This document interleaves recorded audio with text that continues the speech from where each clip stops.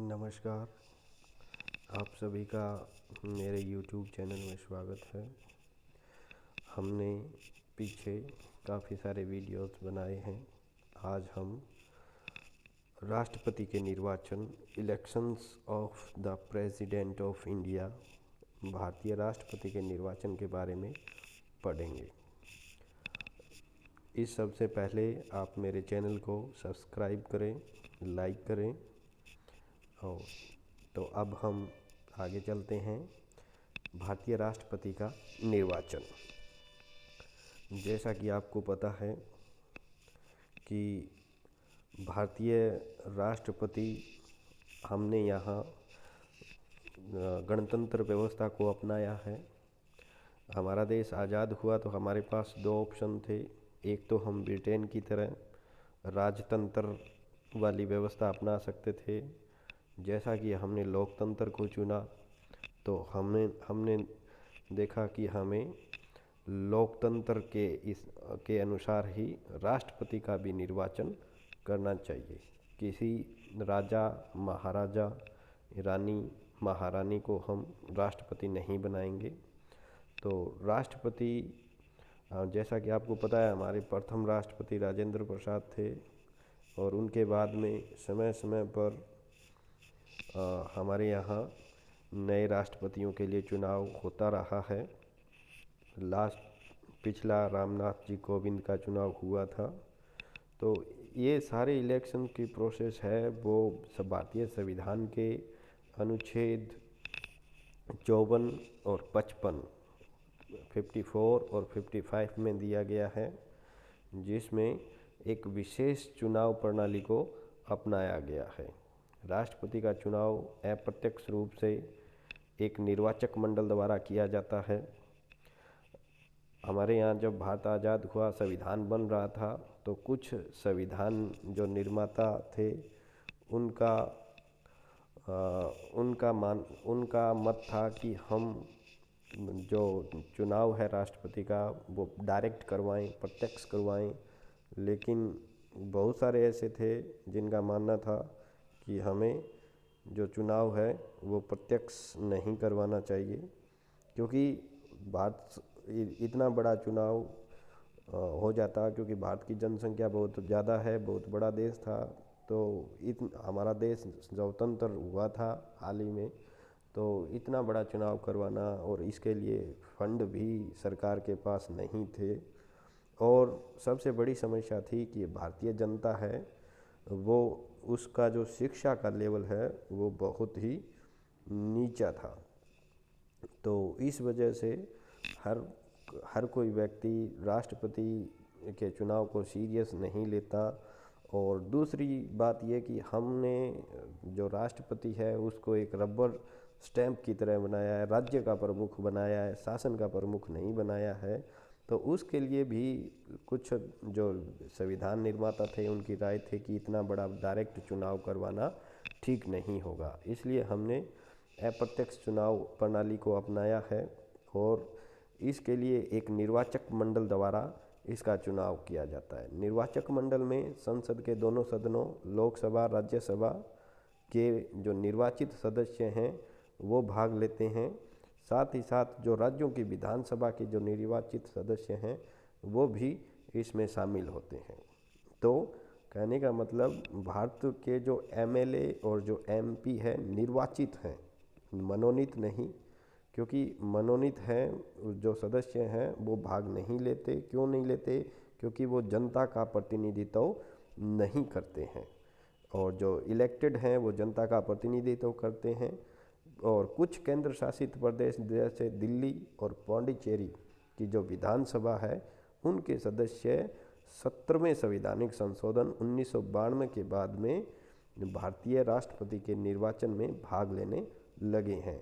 चुनाव की जो प्रणाली है वो एकल संक्रमणीय मत प्रणाली द्वारा अनुपातिक प्रतिनिधि प्रणाली के आधार पर चुनाव करवाया जाता है। Proportional representation single transferable vote system को हमने अपनाया है। भारतीय संविधान के 71 आर्टिकल 71 के तीसरे भाग के अनुसार संसद को राष्ट्रपति के चुनाव संबंधी नियम बनाने का अधिकार दिया गया। यानी संसद राष्ट्रपति के चुनाव का के नियम कौन बनाएगा, ऐसा क्वेश्चन आ सकता है। साधारणतः हम ये देखते हैं कि उसमें चुनाव आयोग जो ऑप्शन होता है उस पर टिक कर देते हैं, लेकिन ऐसा नहीं है। भारतीय संसद को भारतीय राष्ट्रपति के चुनने के लिए जो नियम बनाने हैं उसका अधिकार दिया गया है। इसके लिए 1952 में संसद द्वारा राष्ट्रपति व उपराष्ट्रपति निर्वाचन संबंधी अधिनियम पारित किया गया है। उसी अधिनियम के तहत हमारे यहाँ चुनाव होते रहते हैं। ये छोटी छोटी बातें हैं जो ध्यान रखनी चाहिए। हाँ, इसके लिए एक चुनाव अधिकारी का चयन किया जाता है, और चुनाव अधिकारी है वो जो एक बार राज्यसभा से का महासचिव, एक बार लोकसभा का महासचिव क्रमागत रूप से इसका चुनाव अधिकारी होता है। राष्ट्रपति को वस्तुतः राष्ट्र के प्रतिनिधि के रूप में संविधान में यह व्यवस्था की गई है कि राष्ट्रपति का चुनाव में भाग लेने वाले राज्य विधानसभाओं के सदस्य संसद के सदस्यों की मतों की समानता हो, क्योंकि ये ऐसा देखा जाए कि हमारे संसद हैं वो जैसे 250 और 550, तो लगभग ये 800 के करीब होते हैं। उसमें से सिर्फ निर्वाचित ही भाग लेते हैं, तो लगभग 700 और कुछ संख्या होती है जो सांसदों की है। वहीं जब हम देखते हैं एमएलए की, तो एमएलए की संख्या ज़्यादा होती है। ये इसके लिए यदि हम एक व्यक्ति एक वोट का सिद्धांत अपनाते तो फिर एमएलए के वोट का जो वेटेज है वो ज़्यादा हो जाता।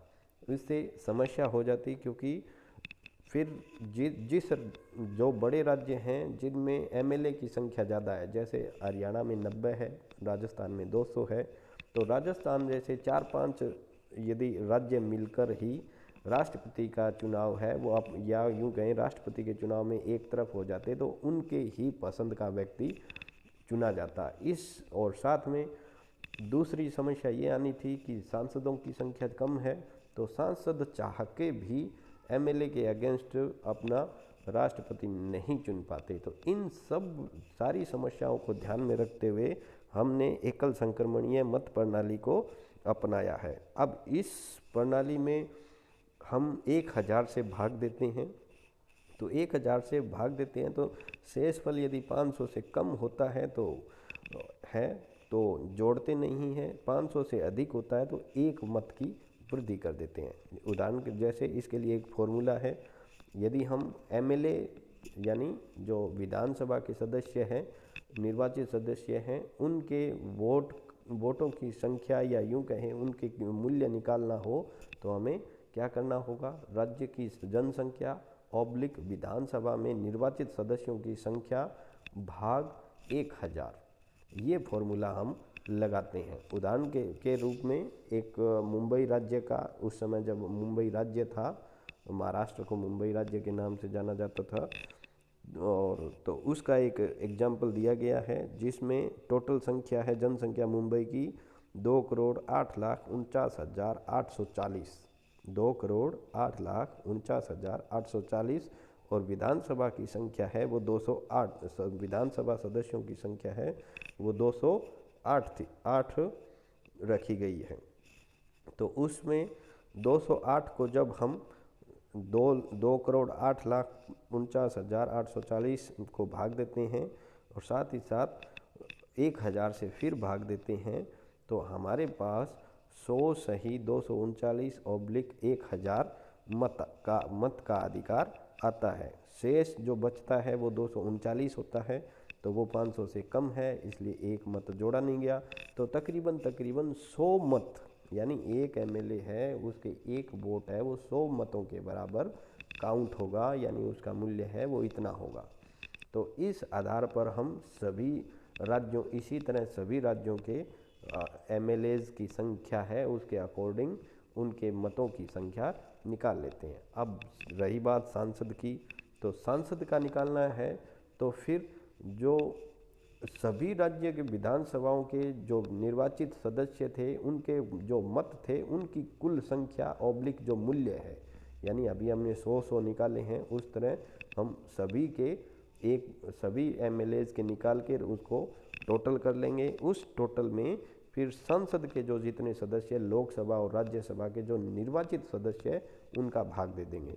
फॉर एग्जाम्पल, जैसे 74,940 टोटल एमएलए का मतों का मूल्य या मतों की संख्या आती है, फिर उसको हम 750 से भाग दे देते हैं। 750 यहाँ लोकसभा और राज्यसभा के निर्वाचित जो सदस्य हैं उनकी संख्या है। तो हमारे पास 99 सही 23/25 मत आते हैं, और ये जो 23/25 है ये आधे से अधिक होते हैं, इसलिए 99 में 1 जोड़ दिया जाता है। तो फिर यहाँ भी एक जो सांसद है उसके जो मूल्य है वो भी 100 मत के बराबर आ जाता है। इस तरह से हम सभी एमएलए और एमपीज़ के मूल्य निकाल लेते हैं।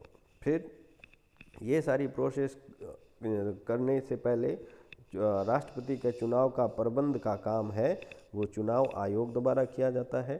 चुनाव आयोग केंद्र सरकार के परामर्श से राष्ट्रपति के चुनाव हेतु एक मुख्य चुनाव अधिकारी नियुक्त करता है, जो मैं पहले ही बता चुका हूँ। लोकसभा या राज्यसभा के महासचिव को क्रमवार नियुक्त किया जाता है। चुनाव आयोग वर्तमान राष्ट्रपति के कार्यकाल के समाप्त होने के 2 माह पूर्व ही राष्ट्रपति का चुनाव करवाने की घोषणा करता है। यानी जैसे ही नया 5 साल हमारा राष्ट्रपति है वो 5 साल के लिए सीट पे बैठता है, जैसे ही उसका 5 साल होने वाला है उससे 2 मंथ पहले राष्ट्रपति चुनाव की प्रक्रिया शुरू हो जाती है, ताकि जैसे ही 5 साल हो तो फिर दूसरा जो इलेक्टेड व्यक्ति है वो उस सीट पर बैठ जाए, ताकि जो राज सिंहासन है या यूं कहें जो सीट है वो खाली न रहे, राज अवकाश न आए या फिर उपराष्ट्रपति को उसकी सीट पर न बैठना पड़े। इसलिए 2 महीने पहले ही प्रोसेस शुरू करवा दी जाती है। इसके लिए नामांकन का दाखिला करने, उनके उस नामांकन का निरीक्षण करने, नाम वापस लेने और मत डालने की तिथि की घोषणा कर दी जाती है। विधानसभाओं के सदस्य हैं वो अपने अपने राज्यों की जो कैपिटल है, राजधानी है, उसमें वोट डालते हैं, और जो संसद के सदस्य हैं वो दिल्ली संसद में मत डालते हैं। साथ ही साथ यदि कोई व्यक्ति यानी सांसद है वो अपनी यदि राज्य की विधानसभा में मत डालना चाहेगा तो उसको इसके लिए 10 दिन पहले चुनाव आयोग को सूचना देनी पड़ेगी, तभी उसके मत डालने का अधिकार उसको अपने राज्य में दिया जाएगा। उसी तरह यदि कोई एमएलए है, दिल्ली आया हुआ है, वो अपना वोट वहीं कास्ट करना चाहता है तो उसके लिए भी ऐसी ही प्रोसेस करनी पड़ेगी, फिर वो संसद भवन में अपना मत डाल सकता है। साथ ही साथ कई बार ऐसे होता है कि किसी एमएलए को या एमपीज़ को निवारक नज़रबंदी जो स्पेशल कानून बने हैं उसके तहत नज़रबंद किया गया हो। निवारक नज़रबंदी जैसे आपने नाम सुने होंगे, पोटा, टाडा और यूपीएफए जो चलता है। ऐसे यदि किसी व्यक्ति को नज़रबंद किया गया है इन कानूनों के तहत, तो फिर ऐसा व्यक्ति पोस्टल बैलेट के द्वारा अपना मत प्रयोग कर सकता है, क्योंकि फिर इसमें घर में नज़रबंद किया गया है तो इसका मतलब वो घर में ही रहता है, बाहर जाने की उसको परमिशन नहीं होती है। और एक बात और ध्यान रखने वाली है कि किसी भी राज्य की विधानसभा यदि भंग हो तो ऐसे राज्य के जो एमएलए हैं, विधानसभा सदस्य हैं, उनको मत डालने का अधिकार नहीं होगा। ऐसा मामला एक बार गुजरात विधानसभा भंग थी, तो इस समय राष्ट्रपति चुनाव का होना था और इसके लिए एक विवाद चला। उसमें ऐसा डिसीजन सामने आया कि यदि किसी राज्य की विधानसभा जैसे राष्ट्रपति शासन लागू हुआ है तो उसके सदस्य हैं उनको वोट डालने का अधिकार नहीं होगा, क्योंकि नई विधानसभा का गठन होगा वो ही वोट डाल सकते हैं, और नई विधानसभा का उस दौरान हम गठन कर नहीं सकते तुरंत प्रभाव से। तो फिर उसके लोग हैं वो, लेकिन इस आधार पर किसी भी राष्ट्रपति का चुनाव को वैध या अवैध घोषित नहीं किया जाएगा। ऐसा एक बार सुप्रीम कोर्ट में केस आ चुका है। अब राष्ट्रपति चुनाव में एक विधायक के मत के मूल्य निकालने की विधि मैं आपको पहले ही बता चुका हूँ। राज्य की कुल संख्या, कुल विधायकों की संख्या और भाग उसको 1000 से देंगे। तो इस विधि से जब हम, जैसे जनसंख्या हम 1971 की लेते हैं अभी तक, 1971 की जनगणना के आधार पर, जैसे फॉर एग्जांपल हम लेते हैं अरुणाचल प्रदेश की, उसके विधानसभा की सीटें 294 है और जनसंख्या उसकी 43 करोड़ कितना होगा ये,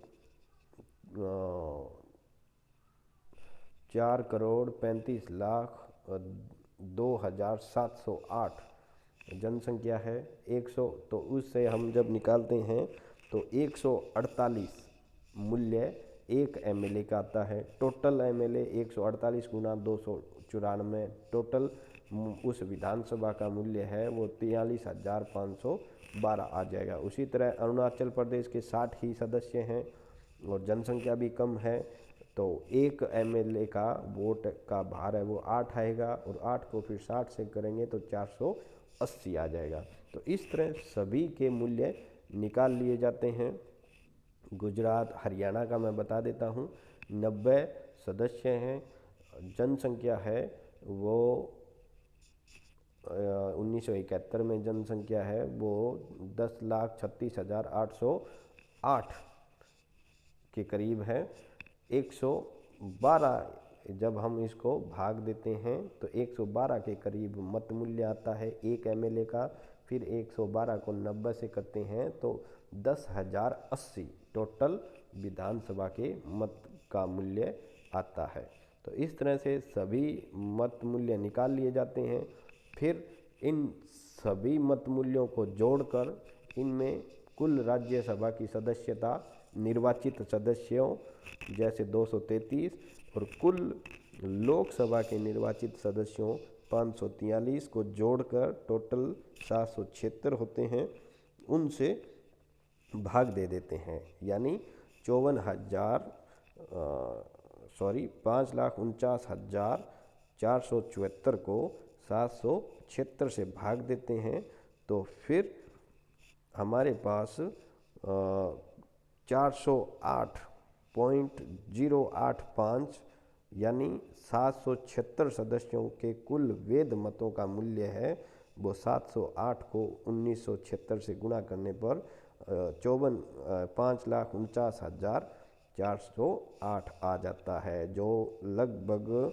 4,49,474 जो एमएलए, टोटल एमएलए हैं सभी पूरे देश के, उनके बराबर बैठ जाता है। तो फिर एमएलए और एमपीज़ के जो मत भार है उसमें किसी भी तरह का वेरिएशन नहीं रहता है।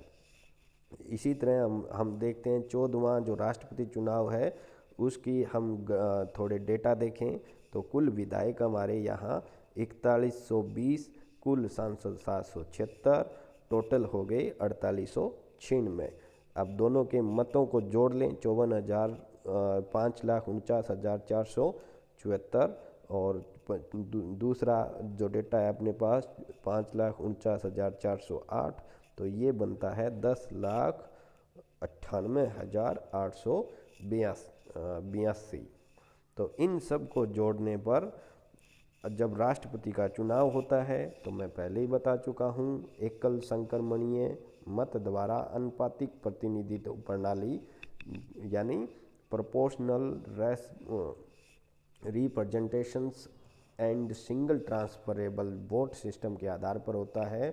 साधारणतः इस प्रणाली का प्रयोग है वो एक साथ कई लोगों के चुनाव यानी 2 या 2 से अधिक लोगों के चुनाव जब एक जगह एक क्षेत्र से करना होता है, असेंबली कॉन्स्टिट्यूंसी से करना होता है, तब इसका प्रयोग किया जाता है। लेकिन हम इसका प्रयोग भारत के एकमात्र राष्ट्रपति के चुनाव के लिए करते हैं। हालांकि इस आधार पर इसकी आलोचना भी की जाती है कि हमारा ये जो प्रणाली नहीं अपनानी चाहिए, क्योंकि इस प्रणाली से तो 2 या 2 से अधिक लोगों का निर्वाचन होता है, लेकिन फिर भी हमने इस प्रणाली को अपनाया है ताकि निर्वाचित होने वाला व्यक्ति है वो वास्तविक बहुसंख्या में मत प्राप्त कर सके और ज़्यादातर लोगों की पसंद हो सके। इस प्रणाली में एक फ़ायदा ये भी होता है कि इससे जो मतदाता है उसके पास काफ़ी चॉइस रहती है, वो अपनी पसंद के अकॉर्डिंग वोट कर सकता है। जैसे राष्ट्रपति पद के लिए 4 उम्मीदवार खड़े हैं, तो चारों उम्मीदवारों में मत देने वाले के पास ऑप्शन होता है कि वो 1 नंबर पे किसको रखेगा, 2 नंबर चॉइस उसकी क्या है, 3 नंबर क्या है। जैसे हमारे संसद में जब चुनाव होता है राष्ट्रपति का, तो एमएलए और एमपी जो भी जो वोटर हैं उनको एक पर्ची दी जाती है जिस पे जितने भी कैंडिडेट होते हैं उनके नाम लिखे होते हैं, और उनके आगे फिर जो मतदाता है वो 1 2 3 4 अपनी चॉइस के अकॉर्डिंग लिख देता है। फिर जब ये तो हो गया मतदान। अब मतदान होने के बाद में काउंटिंग की जाती है। काउंटिंग से पहले, काउंटिंग के दौरान जो वैध मत है यानी जो रिजेक्टेड, जैसे हम वोट डालते हैं तो कुछ वोट हैं वो रिजेक्ट हो जाते हैं, तो रिजेक्टेड वोट को अलग कर लिया जाता है और जो शुद्ध जो काउंटेबल वोट हैं उनको अलग कर लिया जाता है। तो इसमें शुद्ध मतों, फिर जब शुद्ध मत है उन सभी का टोटल जो मूल्य है वो निकाल लिया जाता है। टोटल जो मतों की संख्या है या मूल्य है उसको हम कोटा निकालने के लिए प्रयुक्त करते हैं। जैसे फर्स्ट पास्ट फर्स्ट पोस्ट विधि होती है, उसमें तो क्या किया जाता है कि उसमें सिर्फ जो बहुमत प्राप्त कर लेता है उस या सबसे ज़्यादा वोट प्राप्त कर लेता है उसको विजेता घोषित कर दिया जाता है। लेकिन इसमें ऐसा नहीं होता है। इस विधि में उसी व्यक्ति को विजेता घोषित किया जाता है जो एक निश्चित आंकड़ा तय किया गया है उतना यदि वो वोट प्राप्त कर सके। जैसे अब वो निश्चित आंकड़ा या कोटा कैसे डिसाइड करेंगे, तो उसमें शुद्ध मतों की संख्या प्लस में ऑब्लिक स्थानों की संख्या +1, और इस जो संख्या आएगी उसमें +1 जोड़ दिया जाएगा। जैसे उदाहरण के लिए कै खे गै घै 4 व्यक्ति हैं जिन्होंने चुनाव लड़ा, टोटल मतों की संख्या 10,000 है। कै को 4,000 मिले, खे को 3,000 मिले, गै को 1600 मिले, घै को 1400 मिले। अब यदि फर्स्ट पास्ट फर्स्ट पोस्ट वाली होती तो कै को विजेता घोषित कर दिया जाता क्योंकि इसने 4,000 वोट प्राप्त कर लिए। लेकिन इस विधि में 4,000 से काम नहीं बनने वाला, क्योंकि एक कोटा निकाला जाएगा। कोटा कैसे निकाला जाएगा? 10,000 जो वोट हैं उसमें स्थानों की संख्या जोड़ दी जाती है। अब जैसे हमारे यहाँ 1 ही स्थान है राष्ट्रपति का, प्लस में 1 जोड़ के उसको 2 से भाग दिया जाता है, तो 5,000 में फिर 1 जोड़ दिया जाता है। इसका मतलब 5,001 वोट जिसको मिलेगा उसी को विजेता घोषित किया जाएगा। अब कई बार अपने यहाँ दो ही कैंडिडेट होते हैं, तो उसमें जिस व्यक्ति को 5,000 वोट मिल गए, 5,001 वोट मिल गया, तो उसको विजेता घोषित कर दिया जाता है। यदि दोनों को या 3 होंगे 4 होंगे जितने भी कैंडिडेट हैं उनमें से यदि किसी को भी 5,001 मत नहीं मिला है तो फिर नेक्स्ट प्रोसेस शुरू की जाएगी, यानी सिंगल ट्रांसफरेबल वोट सिस्टम वाला जो प्रक्रिया है वो शुरू की जाती है। उसमें फिर ऐसा किया जाता है कि जो सबसे कम जिसको वोट आए हैं, जैसे घै व्यक्ति को 1400 वोट आए थे, उसकी फिर दूसरी पसंद देखी जाती है। यानी घै के जो वोट मिले हैं उन जिन्होंने मतदाताओं ने 1 वोट रखा था, सॉरी एक बार इंटरनेट ऑफ कर देता हूँ। बीच में, हाँ, तो जिस व्यक्ति को 1400 वोट मिले हैं उसकी दूसरी पसंद देखी जाती है, यानी कि उसके जो वोट हैं वो फिर सबसे ज़्यादा वाले को ट्रांसफ़र दूसरी पसंद के अकॉर्डिंग ट्रांसफ़र कर दिए जाते हैं। जैसे यदि 4000 में 200 मत है, वो दूसरी पसंद 200 कै को मिले हों, 800 खै को मिले हों और गै को 400 मिले, यानी उसके जो 1400 मत थे उसको जब हम बांटते हैं तो कै को 200, खै को 800 और गै को 400 मिलते हैं। तो अब कै के कितने मत हो गए? 4000 प्लस 200 कितने हुए? 4200। खै के कितने हुए? 3000 प्लस 800 कितने हुए? 3800। गै को 1600 प्लस 400 कितने हुए? 2000। फिर भी देखो कै 4200 पे है, खै 3800 पे है और गै है वो 2000 पे है। तो फिर क्या हुआ? 5001 का आंकड़ा अभी भी प्राप्त नहीं हुआ है। फिर तीसरे चरण की काउंटिंग शुरू होती है। इसमें फिर जो सबसे कम वाला घै हो गया, जिसके 2000 वोट हैं, उनको फिर कै और खै में बांट दिया जाता है। अब यदि तीसरे में बांटते हैं, कै को 700 मिलते हैं और 1300 वोट यदि खै को मिलते हैं तो फिर खै के कितने हो गए? 3800 प्लस 1300 कितने हो गए? 5100। वहीं कै के कितने रह गए? 4200 प्लस 700 यानी 4900 वोट, 4900 वोट। तो उससे अब अपने पास क्या हुआ? 5100 वोट खै को मिले। कोटा कितना था? 5001 का। इसका मतलब कि खै है वो निर्वाचित घोषित कर दिया जाएगा क्योंकि इसने कोटा प्राप्त कर लिया है। फर्स्ट पोस्ट में क्या होता? कै विजेता होता, लेकिन इस व्यवस्था में क्या हुआ? खै विजेता हुआ। तो इस तरह हर एक वोट है वो खराब न हो, जाया न जाए, इसके लिए इस प्रणाली को अच्छा माना जाता है, ताकि जैसे गै के जो 1400 वोट थे वो भी काम आ गए, खै गै फॉर गर्ल्स वाले के भी 1600 वोट हैं वो भी काम आ गए। यानी किसी भी व्यक्ति का वोट है वो ऐसे कैंडिडेट के पास नहीं रहा जो कि रेस में भी न हो। आज तक भारत की जो राष्ट्रपतियों का चुनाव है उसमें जो वीवी गिरी का चुनाव था 1969 का, उसमें दूसरे राउंड की मतगणना करने की आवश्यकता पड़ी थी। लेकिन अन्य जो आज तक के चुनाव हैं उनमें पहली ही काउंटिंग में जो निर्धारित कोटा है वो राष्ट्रपति के द्वारा प्राप्त कर लिया जाता है। तो ये क्वेश्चन आ सकता है कि दूसरे चरण की जो मतगणना है वो किस राष्ट्रपति के कार्य के चुनाव में करनी पड़ी? तो सीधी सी बात है वीवी गिरी। और वीवी गिरी जो थे वो जाकिर हुसैन के पश्चात, उनकी मृत्यु के पश्चात हैं वो कार्यवाहक बने। फिर वो चुनाव के लिए उन्होंने उस पद से इस्तीफ़ा दे दिया तो उनकी जगह हिदायतुल्लाह बने जो पहले चीफ जस्टिस ऑफ इंडिया थे, जो उस पोस्ट पर कार्यवाहक राष्ट्रपति बने।